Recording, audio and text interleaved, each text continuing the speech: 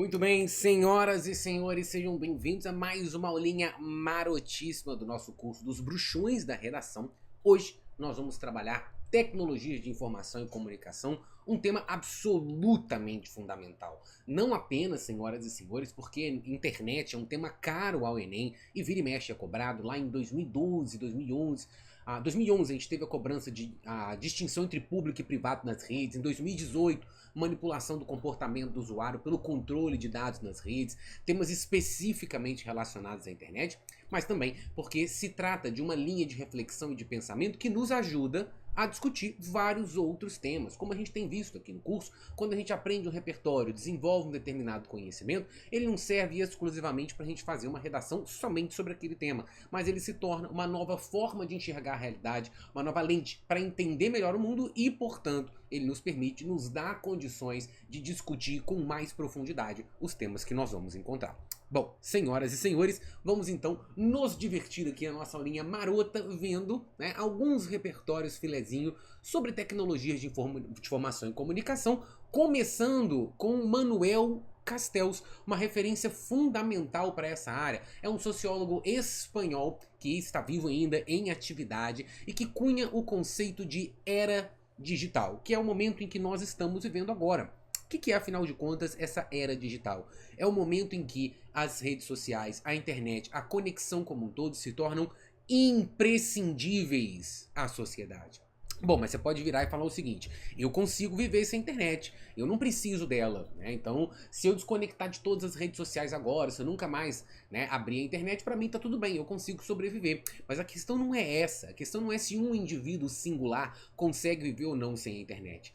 O mundo como nós conhecemos hoje não se sustenta mais sem a internet. Seja por conta das transações bancárias que ficam todas construídas em dados, em nuvens. Seja por conta das conexões entre países diversos, entre empresas de lugares diferentes do mundo. Seja por conta da possibilidade de vender e comprar, de trabalhar por meio da internet. Se a internet acaba, o mundo para junto. E aí a gente fica sem saber o que fazer. Então a era digital é um momento em que o mundo virtual penetra em todos os campos da vida e se torna absolutamente imprescindível para a organização e para o funcionamento da sociedade. É isso que nós estamos vivendo no presente momento.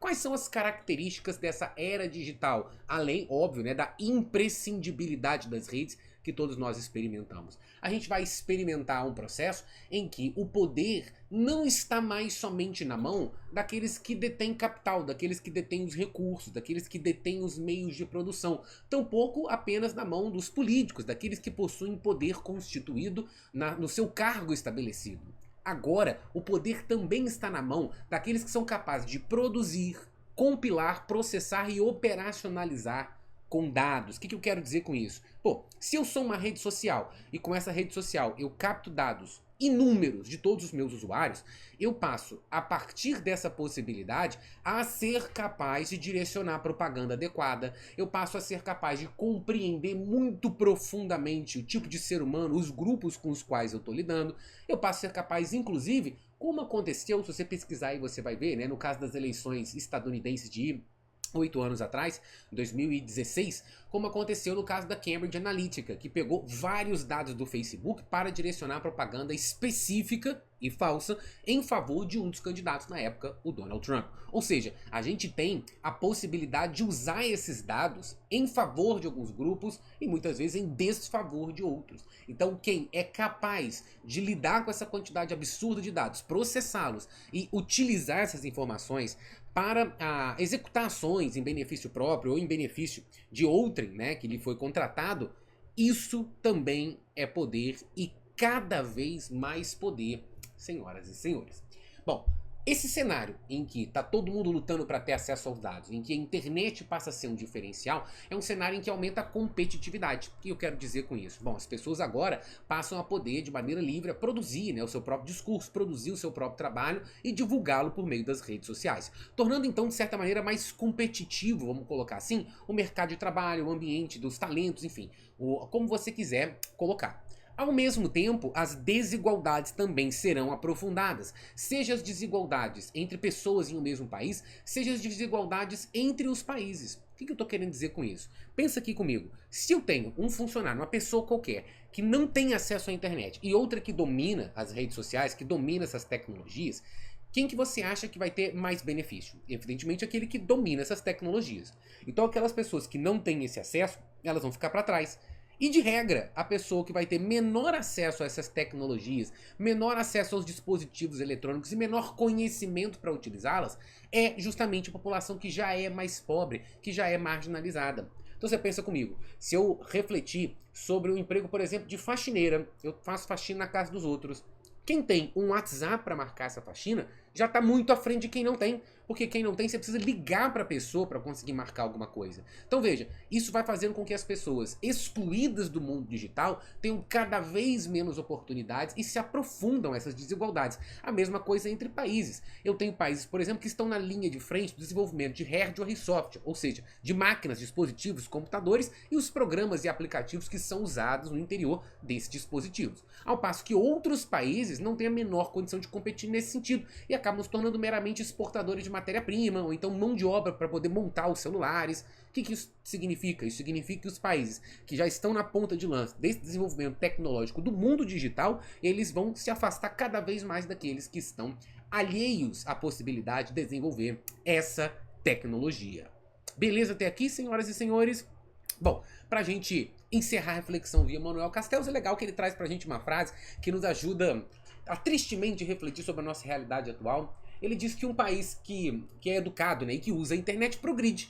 E um país em que não há essa educação usa a internet para fazer estupidez. Bom, se eu pegar um caso, você pode até procurar aí que você vai gostar. Se você procurar a Estônia, que é um país assim, com inclusão digital extraordinária e que é meio que uma grande referência quando se fala de internet, você vai ver que a rede mundial de computadores é usada lá de maneira extraordinária. Foi o país em que primeiro se votou online, você não precisava nem sair de casa para você votar. É um país em que você faz quase tudo pela internet, excetuando casar e comprar ou vender imóveis. Você não tem que ir num prédio do governo para nada. Qualquer questão burocrática, né? Você desembola ali pela internet, em minutos você abre uma empresa pela internet, cara, uma coisa de maluco. Usa-se a internet em favor de um estado de bem-estar social, ao passo que quando a gente usa a internet para poder difundir notícias falsas ou para poder, enfim, fazer outras coisas que em larga medida geram prejuízo à sociedade, bom, é o que o Castells está dizendo, trata-se de um país que usa a internet para fazer estupidez. Beleza?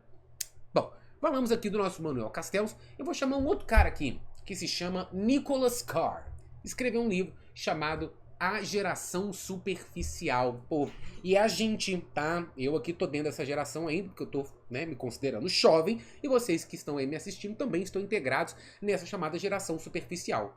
Por que ele tá chamando a gente de geração superficial? Pô, ele vai fazer uma coletânea, um apanhado geral de pesquisas que vão mostrar como que a nossa geração, né, e as gerações subsequentes provavelmente farão o mesmo, resolve ler pela tela do computador, resolve ler pelo celular. E nessa leitura digital, a gente vai ter uma superficialidade na apreensão das informações.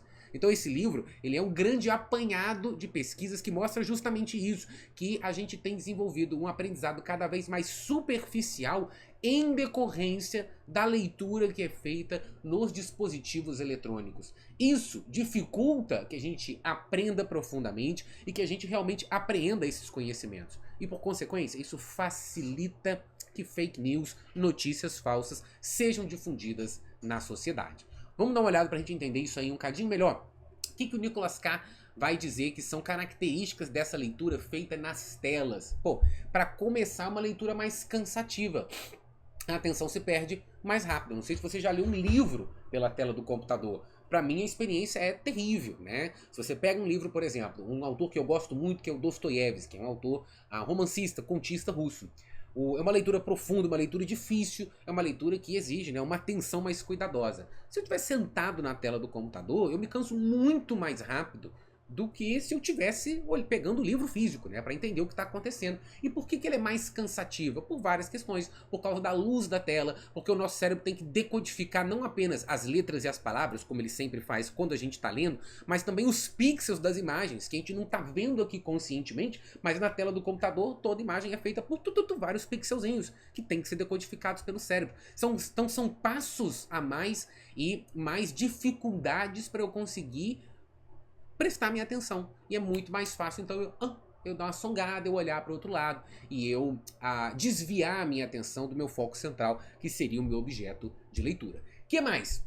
A gente tem vários outros estímulos que vão fazer com que o leitor se disperse. Pô, vamos supor que você tá lendo um negócio aí no seu celular. Aí chega uma notificação do crush, opa. Aí de repente tem gente curtindo, comentando no seu Instagram. Aí vem aquela notificaçãozinha. Não sei se isso acontece contigo, né? Mas muita gente deixa as notificações dos aplicativos liberadas. Então você tá ali fazendo uma leitura e de repente, pum, notificação. De repente, outra notificação. Então é muito mais fácil você parar de prestar atenção e lidar com outra coisa. Quando você está lendo um jornal online, algo que eu faço muito também, pô, o tempo inteiro tem propaganda. Você começa a ler e tum, vem uma propaganda, uma parada, nada a ver. Aí você lê mais um pouquinho, tum, aí vem outra propaganda. Aí do lado tem um monte de propaganda de coisas diferentes. Aí tem propaganda de textos que estão relacionados com aquele texto. Cara, se tu estivesse lendo um jornal impresso, você tem uma propaganda clara, né, estabelecida em um canto, e você tem o texto para você fazer a leitura sem interrupções nesse caminho. Então esse processo, né, de leitura na internet também vai ser mais complicado quando a gente lida com propagandas e outros estímulos que estão no meio do caminho e, portanto, fazem com que a gente perca a nossa atenção. Um pouquinho mais aqui pra gente, a gente vai ter... Bom, vou deixar os dois aqui de uma vez. A gente vai ter, de acordo com o Nicholas Carr, um fortalecimento das sinapses curtas, que favorecem a memória de curto prazo. Talvez já tenha sentido, né, que você consegue ter várias informações simultâneas na sua cabeça. Você está pensando em um monte de coisa de uma vez, aquele monte de aba aberta, né, você abre em uma e vai em outra e faz não sei o que e anota um negócio. Cara, isso daí é algo que, de certa maneira, é um diferencial da nossa geração com relação às gerações anteriores. Mas isso não é necessariamente bom, porque essa memória de trabalho, que a gente vai inchando com muitos estímulos de uma vez, ela, quando é quando é treinada excessivamente, quando ela é sobrevalorizada, o que acontece? Eu enfraqueço as sinapses de longo prazo. Enfraqueço, ou seja, as conexões cerebrais que nos permitem aprendizado profundo. Então tá, se eu tô aqui fritando, lendo um monte de coisa, com um monte de coisa aberta e pá, todo dia eu tô assim, eu tô fortalecendo, né, a capacidade do meu cérebro de lidar com várias informações ao mesmo tempo. Só que eu não estou fortalecendo a capacidade do meu cérebro de aprender profundamente um conteúdo e de construir os caminhos, né, na minha cabeça para que eu possa me lembrar daquele conteúdo, mobilizar e operacionalizar com aquele conteúdo depois, tá? Por fim, a leitura superficial como um todo vai acabar dificultando o aprendizado. Por quê? O que acaba acontecendo? Vou te contar um negócio que tem ali no livro que é maravilhoso. Maravilhoso não, é um pouco assustador, mas é maravilhoso. O Carr conta de uma das pesquisas que mostra que a gente lê em F na internet. Como assim lê em F? Bom, a gente começa a ler uma linha, aí a gente lê a outra linha, e aí em vez de a gente continuar lendo direitinho, a gente começa a pular umas linhas, e aí lê mais uma linha, e aí lê mais uma linha, o F formando aqui. Aí pula, mais um F. Outra linha, pula, mais um F. Pô, olha que doideira. A gente começa a ler não prestando atenção no texto inteiro. E quando a gente acostuma a ler assim, eu pego o texto impresso e eu faço a mesma coisa. E aí fica muito mais difícil aprender, muito mais difícil se concentrar. Por isso, de acordo com Carr, a internet está fazendo com que nós nos tornemos leitores superficiais e tenhamos um aprendizado cada vez mais superficial. Bom, para encerrar os nossos repertórios filezinho de hoje, nós vamos falar de um documentário que, se você nunca assistiu, pô, assiste aí. Você tá no YouTube aqui assistindo essa aula, é de graça, tá no YouTube. Ele foi feito pela Netflix, mas a Netflix liberou gratuitamente para qualquer um assistir, que é o Dilema das Redes. O Dilema das Redes é um documentário que tem como grande vantagem, né, trazer várias pessoas que trabalharam nas indústrias, nas big techs, no Instagram, no Facebook, no Twitter, no WhatsApp, para dizer como que é lá dentro e como que é o processo por meio do qual essas empresas querem viciar você e te deixar o máximo possível preso, tá, nas redes sociais. Quer ver? Bom, para começar, das assertivas mais fortes desse documentário é o seguinte: a sua atenção é o produto das redes sociais. Afinal, se você não está pagando por um produto, e a rede social é gratuita, né? Se você não está pagando pelo produto, o produto é você. Ué, como assim? Quanto mais você presta atenção, quanto mais você clica, você curte, você compartilha, você salva, você envia, você comenta, mais o algoritmo, que é um processo feito por inteligência artificial, entende o seu gosto. Quanto mais ele entende o seu gosto, mais ele direciona o conteúdo que você vai gostar. E quanto mais ele direciona o conteúdo que você gosta e te mantém na rede, melhor ele te consegue direcionar propagandas para tentar fazer, né, conversão em vendas. Ora, então, se você está prestando mais atenção nas redes sociais e cada vez mais, ela se torna, né, para outras pessoas que estão anunciando, um jeito muito bom de chegar até você. e as redes sociais ganham dinheiro porque os anunciantes pagam para que eles possam chegar até as pessoas que constroem e demonstram esses gostos por meio da sua navegação na rede. Inclusive uma discussão que está muito relacionada com o tema de 2018 que eu citei, a manipulação do comportamento do usuário pelo controle de dados na internet. Bom, um pouquinho mais sobre esse documentário nos mostra que há uma série de estratégias de persuasão, dentro da psicologia mesmo, para criar uma sensação de conexão na rede e nos fazer ficar lá mais tempo. Como assim? Pô, quando tu recebe um like, um comentário, nossa, tá gato, tá gatinha, pá, não sei o que, arrasou, nananã. Quando tu recebe um foguinho no Stories, quando tu recebe, enfim, algum estímulo nas redes, o seu cérebro entende aquilo como algo compensatório. Seu cérebro solta uma dolinha de dopamina, que é o hormônio da recompensa, né? O neurotransmissor que dá essa sensação de recompensa. Então você se sente feliz, você se sente recompensado. E aí você quer aumentar, né, a sua utilização porque aquilo te gera uma recompensa e você quer mais daquela recompensa. Além disso, essa noção de que a gente está criando amigos, construindo relações, tudo isso faz com que a gente se encerre cada vez mais no interior dessas redes e faça aquilo que elas querem, que é passar muitas horas por dia navegando e demonstrando nelas as nossas preferências. Bom, outra coisa aterradora que esse documentário nos mostra é que talvez essas grandes empresas de tecnologia, elas não combatam as fake news meio que de propósito, porque existem instrumentos para a gente combater melhor as notícias falsas dentro, no interior, né, do Twitter, do Facebook ou do Instagram. Mas cara, elas se espalham 6 vezes mais rápido que as verdadeiras. E uma notícia que espalha tanto assim, e gera repercussão, e gera compartilhamento, e gera discussão, e gera debate, dá lucro para as redes, porque faz com que todo mundo vá para lá para entender o que está acontecendo. Portanto, essas notícias falsas são positivas, por assim dizer, para as empresas, porque elas lucram com a rápida circulação dessas informações que são falsas. Bom, há um processo em que a gente começa a entender, né, aquelas conexões, como as conexões do nosso dia a dia. Então eu converso por ali, eu interajo pelo Stories, eu mando mensagem, papapá, mas essas são conexões que são frágeis, não são tão intensas quanto as conexões face a face. E se a gente começa a chegar ao ponto de substituir as conexões presenciais pelas conexões digitais, a gente começa a ter uma sensação de perda de contato com a realidade, de aprofundamento da solidão e, portanto, chance de desenvolver patologias psíquicas como a depressão. Sim, as redes sociais, elas estão relacionadas com o desenvolvimento de problemas de saúde mental, com a sensação de vazio, porque a gente tá ali o tempo inteiro e parece que nada aconteceu, porque de fato nada aconteceu, né? Você tá ali rodando o feed. Então, isso agrava condições psíquicas que já podem estar, né, problemáticas, e isso pode gerar o desenvolvimento de patologias psicológicas. Beleza? Tudo isso aí tá lá no Dilema das Redes. Fica aí, então, mais uma vez, a recomendação para que você assista esse documentário pitelzinho gratuito, disponível no YouTube.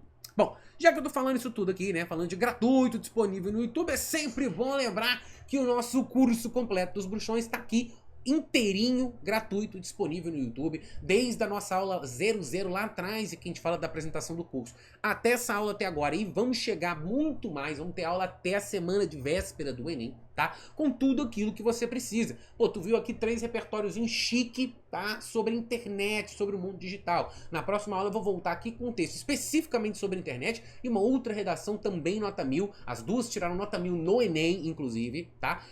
Pra gente poder fazer uma análise profunda de como esses textos funcionam e por que eles chegaram na nota máxima. Você tem aula aqui de estrutura, você tem aula aqui de repertório, você tem aula de educação, você tem aula de arte, você tem aula de intervenção, tem tudo aqui nos bruxões da redação, senhoras e senhores. Então olha só, se você ainda não está inscrito aqui no canal do professor Rafael Reis, o Mago da Redação, se você não curtiu, não compartilhou, não deu um comentáriozinho aqui nesse vídeo, faça isso, senhoras e senhores, e vamos levar essa aula para o máximo possível de pessoas. Além disso, não se esqueça, temos disponível um e-bookzinho maroto, Bruxões Fazendo Enem, com as redações que eu e a professora Aline Bessa fizemos nos Enems anteriores, direitinho, printadinho lá com o espelho, com as notas por competências e os nossos comentários. Bom, minha gente, eu agradeço a todos vocês, um beijo, um queijo, e é nóis que voa, bruxão!